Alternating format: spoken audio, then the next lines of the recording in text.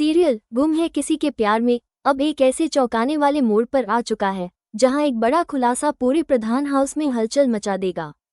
तेजस्विनी और रजत की मौत का जो रहस्य अब तक एक राज बना हुआ था, वो अब सबके सामने आने वाला है और यह खुलासा इतना चौंकाने वाला होगा कि हर कोई स्तब्ध रह जाएगा। कहानी की शुरुआत होती है तेजस्विनी की मौत की खबर से। जब ये खबर परिवार तक पहुंचती है तो सभी इसे एक दुर्भाग्यपूर्ण हादसा मानते हैं। सबकी आंखों में आंसू होते हैं और मन में सवाल कि आखिर ऐसा कैसे हुआ। लेकिन जैसे जैसे वक्त बीतता है कुछ बातें अजीब लगने लगती हैं। कुछ चीजें मेल नहीं खा रही होती हैं और साहिली को इस पूरे मामले में कुछ गड़बड़ की आशंका होने लगती है। यही शक पूरे परिवार में फैल जाता है और सभी मिलकर तेजस्विनी की मौत से जुड़ी सच्चाई को जानने का फैसला करते हैं। इसी दौरान ये तय होता है कि तेजस्विनी की पोस्टमार्टम रिपोर्ट निकलवाई जाए। जब रिपोर्ट सबके सामने आती है तो वो सिर्फ एक कागज का टुकड़ा नहीं रह जाती, बल्कि ऐसा दस्तावेज बन जाती है जो सबके पैरों तले जमीन खिसका देता है।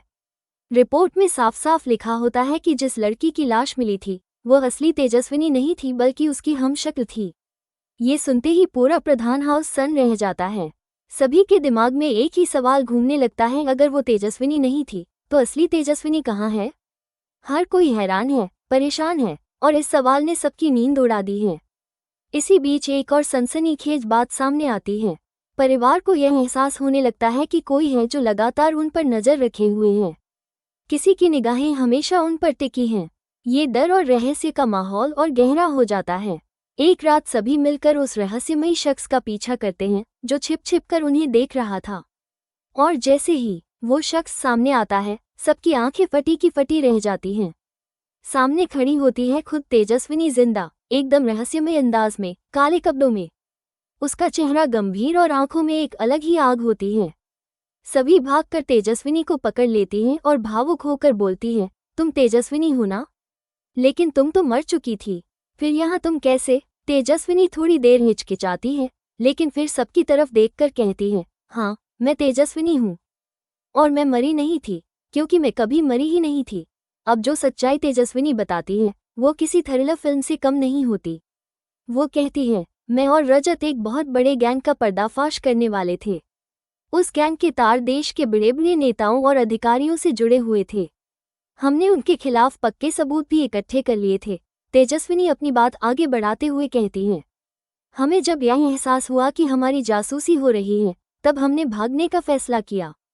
लेकिन उस रात कुछ ऐसा हुआ जिसकी हमने कभी कल्पना भी नहीं की थी। हम दोनों भागने की तैयारी कर रहे थे, तभी हमें रोकने के लिए लोगों को भेजा गया। रजत ने मेरी जान बचाने के लिए अपनी जान की बाजी लगा दी। वो चाहता था कि कम से कम मैं बच जाऊं और सच्चाई को सामने ला सकूं। उसी झड़प में मैं किसी तरह बच निकली, लेकिन रजत नहीं बच सका। इतना सब सुनने के बाद पूरे परिवार की आंखें नम हो जाती हैं। सभी को यकीन ही नहीं हो रहा होता कि तेजस्विनी अब भी जिंदा है और इतनी बड़ी साजिश के बीच अकेली लड़ रही थी। अब सवाल उठता है कि उस नकली लाश को किसने वहां रखा? वो हमशक्ल कौन थी? क्या उसे जानबूझकर मारा गया ताकि दुनिया को लगे कि तेजस्विनी मर चुकी है? अब इस खुलासे के बाद कहानी एक नए मोड़ पर जाती है।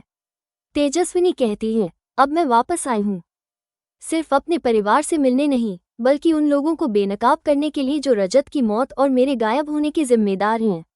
मैं सबको सामने लाकर रहूंगी। पूरा प्रधान हाउस अब एकजुट हो जाता है तेजस्विनी का साथ देने के लिए।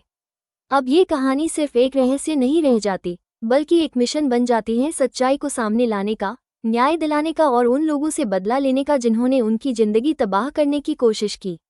अब देखना ये है कि क्या तेजस्विनी अपने मकसद में कामयाब हो पाएगी? क्या वो रजत को न्याय दिला पाएगी? और क्या वो गैंग जो इतने ताकतवर लोगों से जुड़ा है उसका पर्दाफाश हो पाएगा? आने वाले एपिसोड्स में ये सस्पेंस और भी गहराने वाला है। तेजस्विनी बताती है कि उस भयानक रात में जब सब कुछ खत्म होता नजर आ रहा था, वो किसी तरह अपनी जान बचाकर वहां से निकलने में कामयाब हो गई। लेकिन उसका संघर्ष वहीं खत्म नहीं हुआ। उसने खुद को सबकी नजरों से छिपा लिया और तब से वो चुपचाप उस खतरनाक गैंग के खिलाफ सबूत इकट्ठा करती रही जो रजत की मौत और उसके गायब होने के पीछे जिम्मेदार था।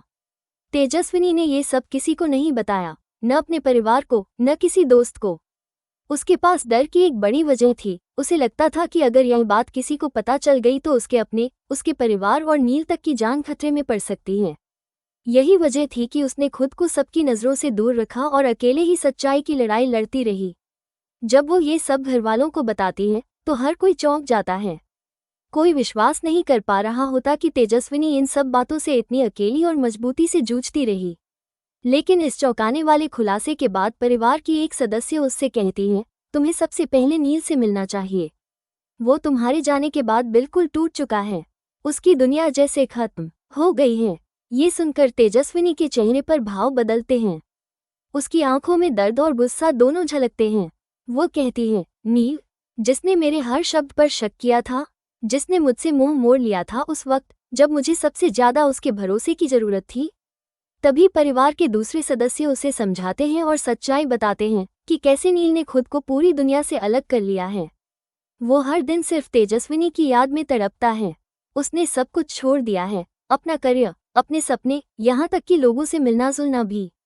नील अब सिर्फ तेजस्विनी के लिए इंसाफ की लड़ाई लड़ रहा है। वो जानता है कि तेजस्विनी के साथ जो हुआ वो गलत था और वो अब हर हाल में उसके लिए न्याय चाहता है। तेजस्विनी यह सब सुनकर कुछ पल के लिए शांत हो जाती है। उसकी आंखों में आंसू आ जाते हैं। वो कहती है, अगर वाकई नील ऐसा कर रहा है, अगर उसने सच में मुझे और मेरे संघर्ष को समझा है, तो शायद मुझे उससे एक बार मिलना ही चाहिए।